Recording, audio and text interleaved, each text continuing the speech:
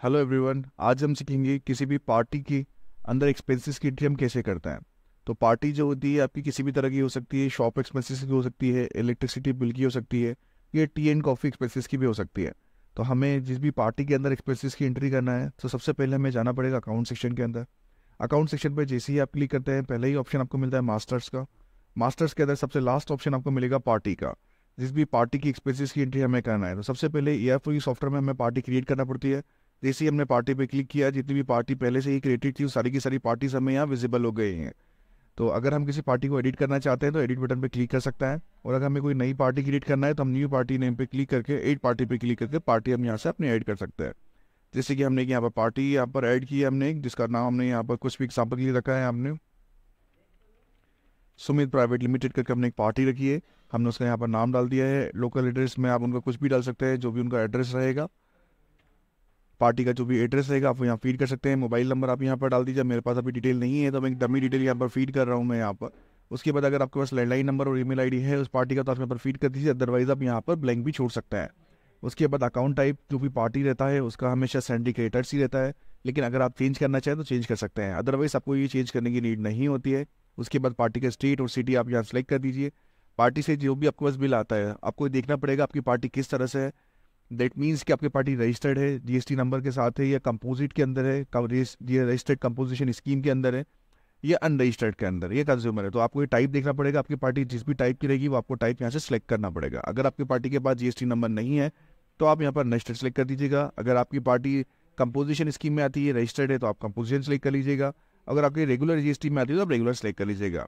अगर आप regular select करेंगे तो आपको जीएसटी नंबर डालना कंपलसरी रहेगा। अगर आप अनरजिस्टर्ड सेलेक्ट करते हैं तो आप उनका जीएसटी नंबर नहीं भी डालेंगे तो भी आपकी पार्टी क्रिएट हो जाएगी। तो अभी मैं सपोज यहाँ पर सेलेक्ट करता हूँ यहाँ पर अनरजिस्टर्ड यहाँ पर, ठीक है। तो यहाँ पर आप अनरजिस्टर्ड सेलेक्ट कर सकते हैं यहाँ पर, या अगर मैं चाहूँ तो यहाँ पर रजिस्टर भी मैं सेलेक्ट कर सकता हूँ यहाँ पर। अभी मैं अनरजिस्टर्ड सेलेक्ट करता हूँ यहाँ पर।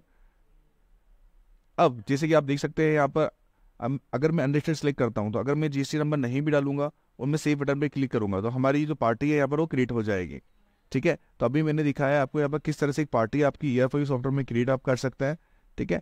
तो अब मैं इस पॉपअप को यहाँ पर बंद कर देता हूँ। जैसे ही मैं इस पॉपअप को यहाँ पर क्लोज कर दूंगा तो आपकी जो पेज है ऑटोमेटिकली रिफ्रेश हो जाएगा यहाँ पर, और आपको यहाँ पर वो पार्टी आपकी डिस्प्ले हो जाएगी। जैसे आप देख सकते हैं सुमित प्राइवेट लिमिटेड आपकी पार्टी आपके यहाँ पर डिस्प्ले होने लगी है यहाँ पर। अगर आपको अब इस पार्टी का जो बिल आया है आपके पास, अब उस बिल की एंट्री ईआरएफ सॉफ्टवेयर में आपको एंटर करना है ताकि आपको इस पार्टी का ड्यू क्रिएट हो जाए और आपको उसका पेमेंट करना पड़े। बाद में आप पेमेंट कर सकते हैं। तो सबसे पहले आपको जाना पड़ेगा बिल एंट्री के अंदर। ये बहुत ही सिंपल और इजी सेक्शन होता है। आप बिल एंट्री पे क्लिक करेंगे, यहाँ पर आपका पार्टी ऑटोमेटिकली सेलेक्ट हो, यहाँ पर ओपन ऑप्शन जो है वो सिलेक्ट होकर आता है। फिर पार्टी नेम में आपको यहाँ पर पार्टी का नाम सेलेक्ट करना है। जो जो आपने पार्टीज बना के रखी होंगी सारी की सारी पार्टीज की यहाँ पर लिस्ट है यहाँ पर आ जाएगी। आप अपना यहाँ पर पार्टी का नेम सेलेक्ट कर लीजिए। पार्टी ने आपको जो बिल भेजा है वो जीएसटी है नॉन जीएसटी, आप यहाँ पर टाइप क्लिक कर लीजिए। अभी मैंने पार्टी नॉन जीएसटी बनाई थी तो इसलिए मैं यहाँ पर नॉन जीएसटी सेलेक्ट कर रहा था, लेकिन अगर आपकी पार्टी जीएसटी वाली होती तो आप यहाँ पर जीएसटी सेलेक्ट कर सकते थे, ठीक है। अभी मैं यहाँ पर नॉन जीएसटी सेलेक्ट कर लेता हूँ। मैं यहाँ पर आप जो जिस भी डेट में उस बिल की एंट्री कर रहा है यहाँ पर सॉफ्टवेयर में उसके यहाँ पर एंट्री डेट आप सेलेक्ट कर लीजिएगा। बिल नंबर जो भी फिजिकल बिल में लिखा होगा आप यहाँ पर वो बिल नंबर डाल दीजिएगा। बिल की डेट यहाँ पर आप डाल दीजिएगा, सेलेक्ट चेक करके जो भी फिजिकल बिल में होगी। उसके बाद जो भी आप एंट्री करना चाहते हैं, सपोज मैं यहाँ पर अभी जो एंट्री करना चाहता हूँ वो रेंट एक्सपेंसेस करना चाहता हूँ, तो मुझे यहाँ पर लेजर सेलेक्ट करना पड़ेगा। AR4U में जितनी भी लेजर्स आपको यूज़ होती हैं मेनली सारी लेजर्स ऑलरेडी पहले से प्रीडिफाइंड बनी हुई होती हैं। अगर आप नई लेजर बनाना चाहते हैं तो वहाँ अगले वीडियो में आपको बताएंगे किस तरह से आप नया लेजर क्रिएट कर सकते हैं। अभी आप यहाँ पे जो भी लेजर्स होंगे ऑलरेडी यहाँ पर आपको डिफाइन हो जाएंगे। आप यहाँ पर सर्च करेंगे लेजर आपको यहाँ पर मिल जाएगा। सपोज यहाँ पर मैं अभी शॉप रेंट की बात कर रहा हूँ तो मैंने यहाँ पर शॉप रेंट डाला तो शॉप रेंट का लेजर मेरा आ गया है, वो मैंने सेलेक्ट कर लिया। अगर सपोज मैं शॉप रेंट की जगह यहाँ पर चेक करना चाहता था कि मुझे एंट्री करना थी सपोज यहाँ पर टी एक्सपेंसेस की, तो आपको पता है कि टी एक्सपेंसेस हम आते हैं मिसलेनियस एक्सपेंसेस के अंदर, तो यहाँ पर मैं मिसलेनियस एक्सपेंसेस सेलेक्ट करता मैं। लेकिन अभी मैं एंट्री कर रहा हूँ शॉप रेंट की, तो मैंने यहाँ पर शॉप रेंट सेलेक्ट किया है यहाँ पर। उसके बाद मेरी शॉप का यहाँ पर मैं टाइप सेलेक्ट करूँगा कि यहाँ पर मुझे किस चीज़ की मैं एंट्री कर रहा हूँ। मैंने लिखा है यहाँ पर शॉप रेंट की, तो मैंने यहाँ पर टाइप कर दिया पर्टिकुलर के अंदर। पर्टिकुलर मतलब ये नेम होता है हमारा कि हम किस चीज़ की एंट्री कर रहे हैं, तो मैंने यहाँ पर एंटर कर दिया शॉप रेंट। अब जैसे कि आप जानते हैं कि शॉप रेंट हमारा कोई गुड्स तो होता नहीं है, हमारा सर्विस होता है, तो हमने यहाँ पर टाइप सेलेक्ट कर दिया सर्विस, ठीक है। सर्विस मतलब होता है हमने यहाँ पर सर्विस ली है, यहाँ पर एक तरीके से यहाँ पर हम सर्विस ले रहे हैं यहाँ पर, ठीक है। तो हमने यहाँ पर सर्विस सेलेक्ट कर दिया है। अगर कोई गुड्स वगैरह होता तो हमारा गुड्स हम सेलेक्ट कर सकते थे, ठीक है। शॉप रेंट सेलेक्ट कर दिया। क्वांटिटी 1 है यहाँ पर, 1 मंथ का सपोज यहाँ पर बिल है। अगर 2 होता तो हम 2 मंथ यहाँ पर 2 डाल देते, मतलब 2 मंथ हमारा वो काउंट होता है एक तरीके से।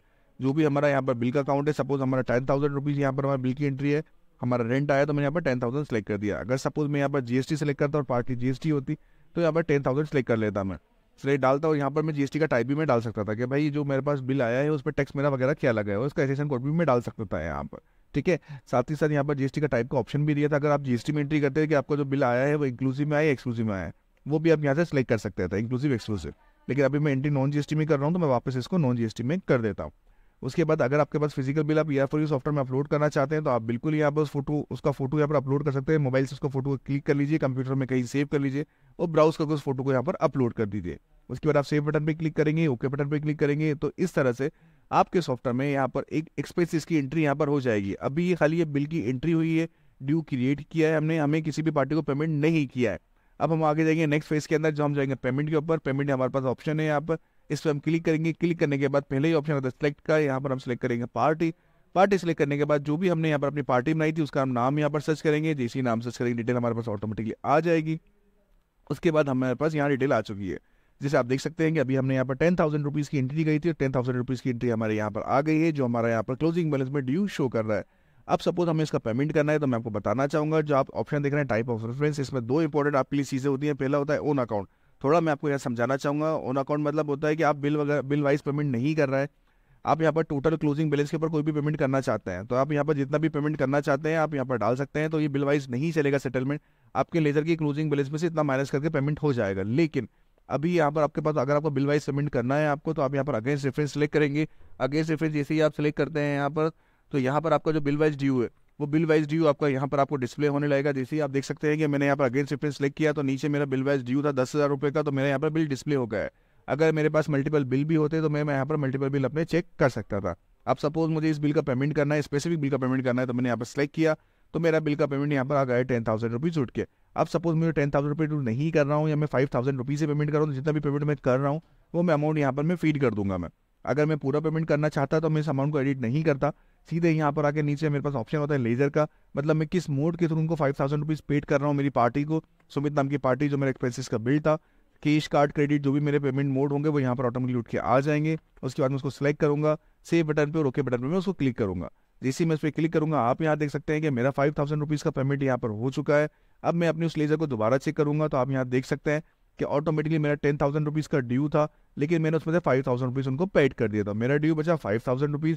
अगर दोबारा मुझे उस बिल का पेमेंट करना है, मैं बिल वाइज अगर पेमेंट करना चाहता हूँ तो डेफिनेटली मैं उसको कर सकता हूँ। दोबारा मैं बिल सिलेक्ट करूंगा यहाँ पर, तो मेरा 5,000 रुपीज़ का यहाँ पर ड्यू आ जाएगा। जिस मोड के थ्रू मैं पेमेंट करना चाहूँ वो मोड में यहाँ से सिलेक्ट कर लूंगा, सेव बटन पर मैं क्लिक करूंगा और ओके बटन पर मैं क्लिक कर दूंगा। तो इस तरह से मैं यहाँ पर अपना जो पेमेंट है यहाँ पर मैंने कर दिया है, एक्सपेंसेस का पेमेंट कर दिया है।